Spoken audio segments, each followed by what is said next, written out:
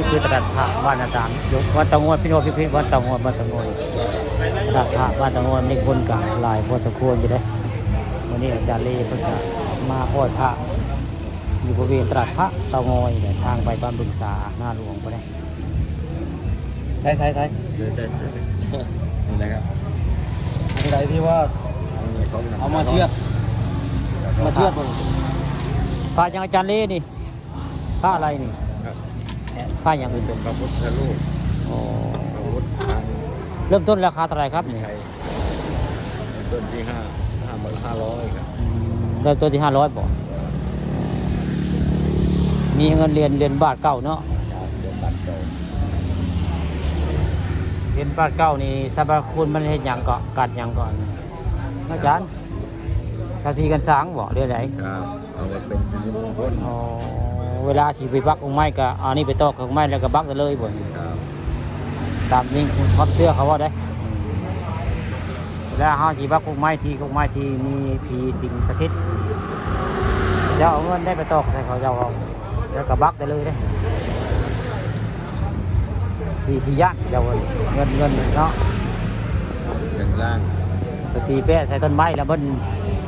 สิหนีเขาเจ้าว่าอย่างนี้นี่เป็นตำนานได้อาจารย์นี่เขาว่า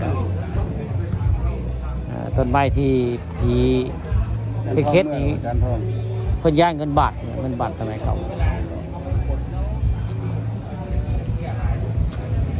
วันนี้พาลูกชายมาตลาดพระไปเนาะ ครับ เป็นภาพตลาดพระบ้านเตางอยเนี่ยเศร้ามีคนหลายที่เก่าเนี่ยตลาดพระเตางอยบ้านเตางอยทางไปบ้านศาหน้าหลวงที่ว่าทางไปบ้านจุดเด่นคนหลายได้เหมือนกันทางไปบ้านเตางอยตลาดพระบ้านเตางอยคนหลายที่ดงว่าวนันดาเห็นเนื่องจากกันไปเพื่อนอาจารย์กับเตางอยตลาดพระมือเดียวกันไม่ได้ครับเดียวกันเตางอยเดียวกันหน้าตาดีได้รุ่นไปรุ่นมาพาไปประชุมวันนี้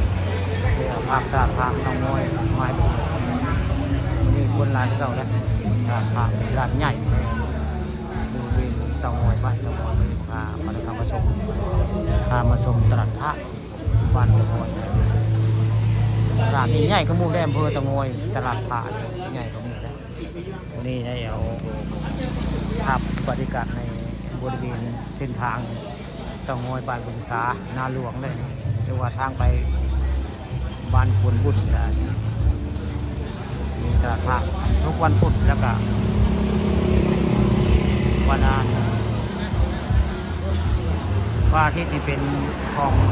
บ้านตากนะมีวันพุธชีวิตเป็นของเตางอยตลาดทุกครั้งได้พระเจ้าจะมาขายเมฆกับทางไปบริเวณบ้านควรบุญหรือว่าบ้านบึงสานาหลวงแหละตลาดพระเตางอยคนหลาย